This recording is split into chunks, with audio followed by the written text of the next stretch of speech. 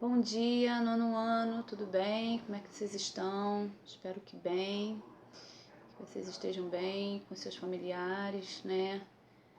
Continuamos aí na quarentena, né? Nos resguardando, torcendo para que essa fase passe o mais breve possível, mas enquanto isso temos que continuar, né? E vamos dar continuidade aí à aula, né? Vamos começar a aula de hoje, lembrando do questionário que eu passei semana passada sobre o filme Tempos Modernos de Charlie Chaplin, né? Que esse filme está dentro do contexto aí que a gente já começou a estudar, que é do impressionismo ao pós-impressionismo e a arte contemporânea, né? Então, eu passei um questionário para que a gente assim recorde, né, alguns fatos sobre o filme que tem tudo a ver com essa fase, né? Eu vou ler aqui a pergunta e vou responder, fazer um breve comentário rapidinho. Eu sei que cada um, né, assim, em modo geral, a resposta é a mesma, mas tem alguns algumas questões que são mais pessoais, né? Mas aí vocês tirem a foto, mandem para mim que eu vou dar o visto aí, vou estar comentando cada um caso, ok? Mas eu vou fazer um breve aqui comentário sobre todas as questões. Começando aí, qual o tema central do filme? Resposta. O filme trata-se da história e a evolução da indústria, na iniciativa privada, ou mais precisamente no momento histórico denominado de Revolução Industrial e suas implicações sobre a sociedade na época, meios de produções e os trabalhadores, bem como sobre a felicidade humana, frente a todas as imposições econômicas desse momento, onde as máquinas passam a ter mais valor do que os valores humanos, né? Aí a resposta é o seguinte: o tema central do filme é que as empresas, as indústrias, como elas começam a ter a possibilidade de estar adquirindo essas máquinas para que o trabalho seja mais rápido, mais dinâmico, e com isso aumentando a produtividade, né? E deixa um pouco de lado as questões humanas, né? Que o ser humano precisa de um tempo para poder descansar, um tempo para se alimentar, um tempo até mesmo para o lazer, né, gente? A gente não pode estar trabalhando 12 horas em cima fazendo uma mesma coisa, principalmente numa indústria que são movimentos sempre repetitivos, né? Causa estresse, problemas ósseos e um montão de outras coisas. Mas que naquela época ainda não tinha essa questão de olhar pro ser humano, né? E aí mais tarde, depois que começa a os empresários, né, os donos de indústria pensar, né, mais em melhorar a remuneração, o descanso e tudo mais. E aí a gente vai discutindo mais sobre o filme aqui no decorrer das respostas. A 2. Quais ameaças impostas pela vida moderna às quais o personagem de Chaplin fica exposto? Quais são essas ameaças? O que acontece com ele ali no âmbito daquela indústria? É o que a gente falou, que a gente lembra, que a gente retrata. Ele está aqui ali o tempo todo dentro uma máquina só, fazendo aqueles mesmos movimentos, fazendo o mesmo trabalho o dia inteiro, aquela coisa repetitiva, então causa problemas de estresse, né? Causa problemas ósseos, um monte de coisa que vai acarretando com o tempo, né? E o dono da empresa naquela época, ele não queria saber de que o ser humano poderia descansar, ou ele deveria descansar, porque no outro dia ele descansado ele vinha e produzia bem melhor, não pensava ainda nisso, né? Tinha essas questões de valorizar o ser humano ainda não. Nessa época, eles estavam assim com a questão das máquinas, assim, super empolgados, achando que a máquina ia dar conta de tudo, né? Vamos partir lá para a terceira. Como é retratada a classe trabalhadora no filme?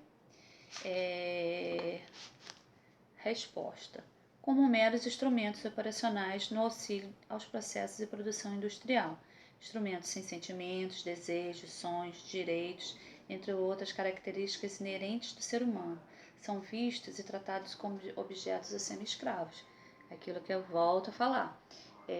A carga horária era excessiva, né? Muitas vezes ficavam até mais tarde para terminar uma produção, mas não tinha questão ainda da hora extra, né? Os salários eram super mais baixos, a remuneração não equivalia ao trabalho que eles faziam, né? Então, o ser humano não tinha valor, né? A mão de obra não era valorizada ainda. Aí a quarta questão. O homem ainda é dominador ou será que as máquinas já estão em processo de igualdade? Essa é a 4. Naquele momento histórico ao qual retrata o filme, as máquinas aparecem como uma revolução que muda todas as relações econômicas, sociais entre homens e a sociedade.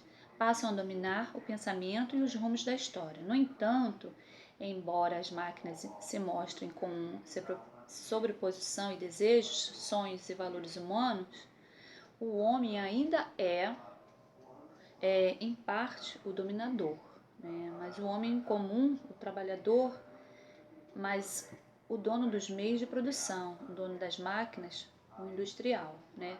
Por quê? Aí fala que ainda não chegou ao ponto de se igualar, porque o homem ainda é sobreposto às máquinas. Né?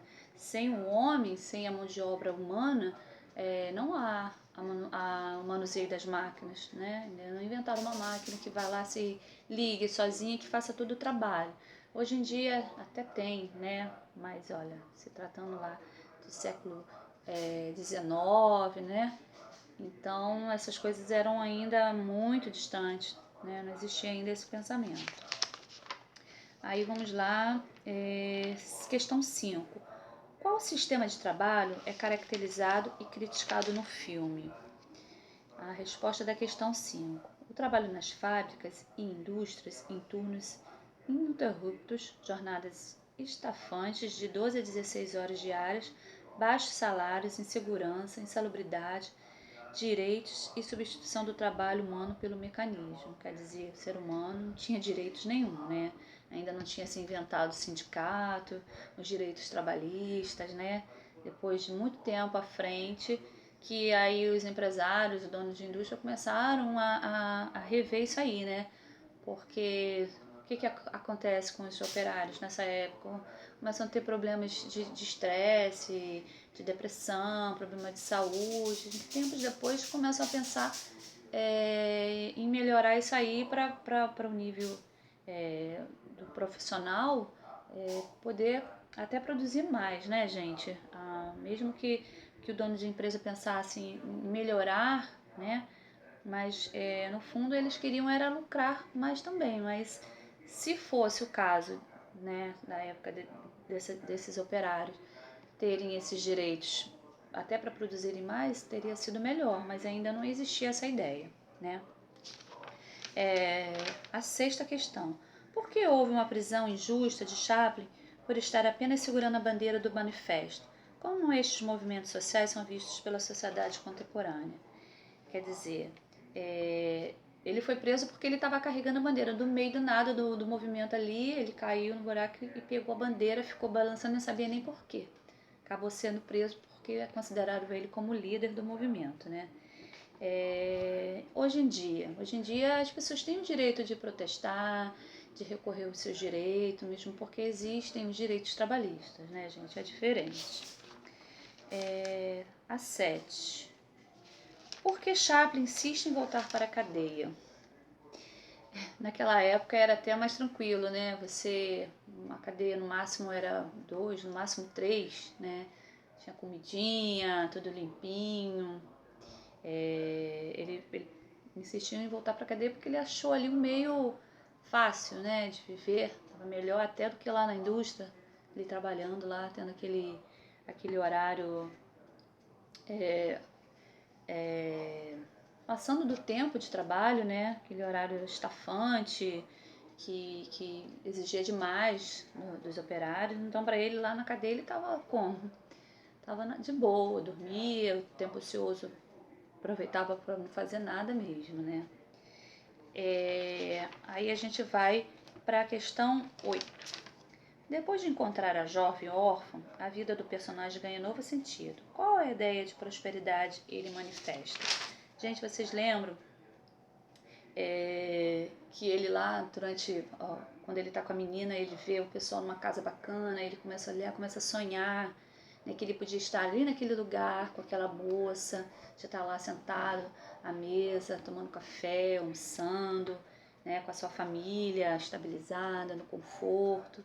Quer dizer, ele sonha, né? Como todo ser humano, a gente sonha no melhor pra gente, né?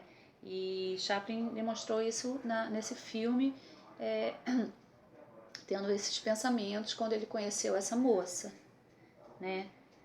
Então é isso, gente. Essas são as respostas. Espero que vocês tenham gostado. Eu vou estar aguardando vocês mandarem a foto das questões de vocês. Esse aqui é o básico, mas eu sei que tem algumas respostas que são pessoais mesmo, que vocês acharam, tá? E aí, logo depois, a gente vai voltar para o livro na página... Deixa eu pegar aqui, gente.